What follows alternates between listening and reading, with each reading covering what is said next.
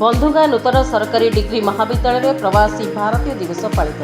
कोरापुट जिला बंधुगा ब्लॉक नूतन सरकारी डिग्री महाविद्यालय में केंद्र सरकार और राज्य सरकार आनुकूल्य पालन कर प्रवासी भारतीय दिवस को सुचारू रूपे पालन कर राज्य सरकार आदेश अनुसार चलित मासर 8 ରୁ 10 तारिख मध्य पालित होता प्रवासी भारतीय दिवस अवसर में प्रथम दिन में छात्र छात्री नहीं आनुष्ठानिक भाव उद्घाटन क्विज और रचना लिखन प्रतियोगिता आयोजन होता। द्वितीय दिन कॉलेज ठारू कुट्रावाड़ा पर्यंत पदयात्रा तर्क वितर्क प्रतियोगिता होगा सह तृतीय दिन में पुरस्कार बंटन और सांस्कृतिक कार्यक्रम अनुष्ठित हो जाएगी। कार्यक्रम को प्रिंसिपाल अमरेश आचार्य तत्वावधान होता बेले 18तम प्रवासी भारतीय दिवस नोडल ऑफिसर गौतम कंधपणी रही कार्यनिर्वाह करथिले। कार्यक्रम को कॉलेज अध्यापक शरद कुमार प्रधान, माधव सारका और डाक्टर रीनाराणी मल्लिक उपस्थित रही परिचालना करते।